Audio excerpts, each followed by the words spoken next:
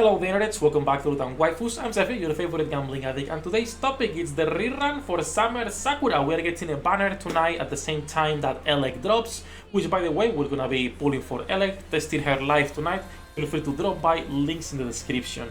And of course, I think it's also important we talk about Summer Sakura, and if you are interested in pulling for her, if it's worth, on what situations it's worth pulling and using her, and how to build her. Kind of like an updated build, if you will.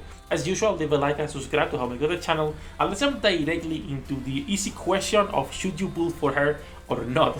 Also, before I forget, I always forget about these things, bro. I do post the infographics on Twitter if you don't want to be watching these videos or you don't have time or whatever it is.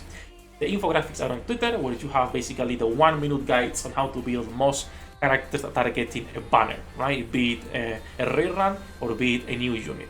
So that's it, out of the way, right? Let's actually talk about Summer Sakura and if it's worth pulling for her or not. In my opinion, overall, if you are like a tryhard and only care about meta, she's an easy skip. Now, what situations are important or what situations you could consider actually getting her? There's a few. First of all, wife. You like her. Go get her, right? Pretty simple. The second situation would be if you don't have all the meta win characters. So right now, clearly the meta DPSs we have are Siren or Little Mermaid, Wazuka, and SBS. Those three are the meta DPSs. If you are missing one of them, let's say you did not play while the Evangelion banner was up, you could be going for a copy of Summer Sakura to use on Kraken as a sub DPS. People were using her before Wazuka came out, and she is great. It's not a hyper carry, but it's still a nice damage dealer. Sub DPS, I will say, rather, right? If you didn't pull for SBS, but you got Wazuka, that's also another option where you could be pulling for her. And if you don't have either Wazuka nor SBS, then I will say it's worth getting a copy, again, just for elemental content. If you have Mana, they have a similar niche, which is they are both sub DPSs. But Mana is also providing utility for the team with the heals, the revive, everything else. So Mana, in my opinion, is a lot better just because of that. That said, outside of Kraken and elemental content, I don't think it's worth getting a copy for Sakura. If you like her, it's your waifu, go for it, obviously, right? When it comes to dupes, same thing. Unless she is your wife, not needed. That said, let's talk a little bit about her kit, how her skills work, how to properly build her gear, and what cube is the best as well. And we're gonna start with the skills. The skills are pretty simple for Sakura. As you can see, I have her 777 just because I like her, but the ideal build would be a 5-4-7 or a 5-7-7. Now, why 5 and then skill 2 depends. Skill 1, even at level 5, it's enough for this extended duration to be already fully self-sustaining, assuming that you are on a boss stage and there are parts you can't be breaking, right? You will be able to fully sustain this at level 5. You can save resources in there. Skill 2 is an active skill. Active skills in this game kinda suck, and this is a 30-second active skill cooldown on a 15-second buff duration. So this skill will be 50% uptime during a whole fight. And this is giving you attack damage, and this is giving you also to one enemy doing sustained damage. A couple of things in here. The attack damage is already good enough at level 7, or if you wanna keep it at 4, it's decent. But the sustained damage, even though it's not awful, it's not bad, right now, sustain is still a niche that is not good. So far, there is barely any good sustained characters. We all know this. There is a couple now, finally, that are starting to appear and be like, yeah, this is, a great dot damage dealer. But Sakura is not the case. She is the normal sub DPS, and most of her damage is not coming from these Sakura petals. And then her burst is a nice burst that is attacking sequentially and doing also more sustained damage while doing some damage instantly as final attack, which again at level 7 is more than enough for her needs. I would not recommend going past like a 5-7-7, at least currently, considering what characters we have in the game. Like, you are better off fully investing into, let's say, Dorothy, the current Dorothy, and she will be doing more on elemental advantage for Sakura than what Sakura will be doing herself. That's it about the skills. Moving to the gear and the cube as well a little bit. When it comes to gear, honestly, it's a pretty simple character to build. You want elemental, you want attack. The other lines that are gonna be good for her are hit rate and crit related, crit damage, crit rate. When it comes to max ammo, she does not really need max ammo, since part of her damage comes from the sustained damage, and since she is already a 1-second reload character, you don't really need to worry about that, right? So pretty simple character to build, elemental and attack, basic bitch build, and then crit and hit rate as fillers. Hit rate helps on assault rifles to hit more consistently the core. And then lastly, cube. This is an interesting one, because since she already reloads pretty fast, you don't care about resilience. Her best cube is Bastion. Of course, if your resilient is level up, you can use it. And if not, you could be using Quantum too.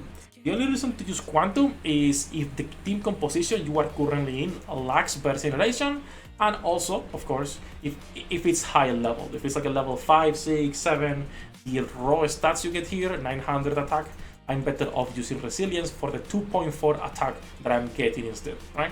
So it depends on your team composition and on the level of the cubes.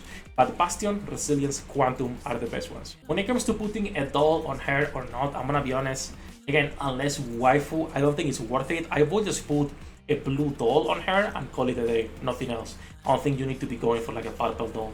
That said, let's jump into the website. That's how to build her, and let's check our review on the website in case we missed anything and where she is on the tier list currently as well.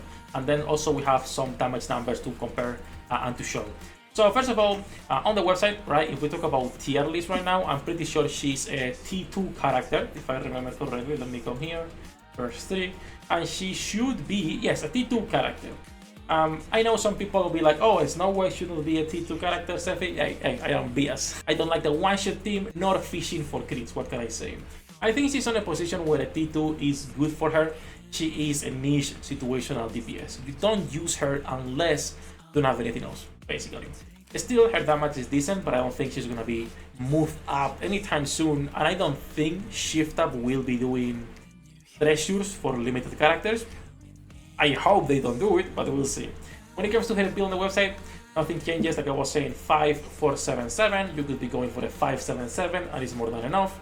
The cube and gear is what I said. When it comes to the pros, she's a pretty cheap character to build, so you can just go 5-7-7, right? I don't have to worry too much even on her gear.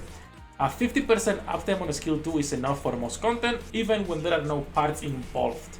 I really dislike, personally, the active skills like this one that is like a 30 seconds and then only 15 seconds for the buff. It's like kind of useless in contrast to newer characters that have 100% uptime on all of their buffs, right? And then, of course, official wife finally gets her out. When it comes to her cons, even with newer sustained damage buffers, her damage output is not that good. Even if we put newer sustained buffers, her damage cannot compete against neither meta DPS characters nor just the T1 units, like for example something like Eve, if you want, right? Even something like Kate is doing more damage than what Sakura can put out. And then, unless you don't have SBS or Wasuka, it's not really worth getting or investing. And this is kind of like a personal preference at the end of the day. It's a gacha game, it's not that deep. But if you care about meta, she is a skip. Also some numbers in case you guys are interested. Take into consideration, by the way, this is a 31% elemental Sakura only. Only 31, my line sucks on her, versus Asuka 70, SBS 76, and Mana 57. Of course, she's gonna be getting destroyed by Little Mermaid and SBS, and even on Wasuka, on like a basic beach, crown, helm, siren team. But if you put her with Mana, she will be doing a lot more mana, a lot more damage than Mana. This Mana has almost 60% elemental, while Sakura has 30% only, and she's doing 1.1 and Mana 1.4. Again, the trade-off is that yes, she will be doing more damage than character like Mana if properly invested, but she's providing a lot more for the team with the heals, the revive, and the utility overall than what Sakura can provide just as a sub DPS.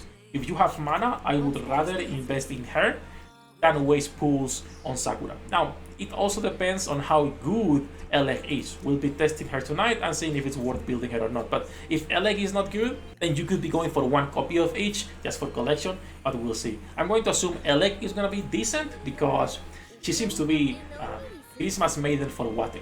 She should be increasing the damage by a lot on our girls. We'll see though, we'll see. That said, I think it's enough japping about Sakura and if you should be putting for her or not. That is the complete build and how I would be building her right now nowadays, considering, you know, she's out of the meta. If you guys have any other questions about her, feel free to leave a comment and I will be answering them as usual. We are live every single day. Good luck with your pool dinner rates. I'll see you in the next one.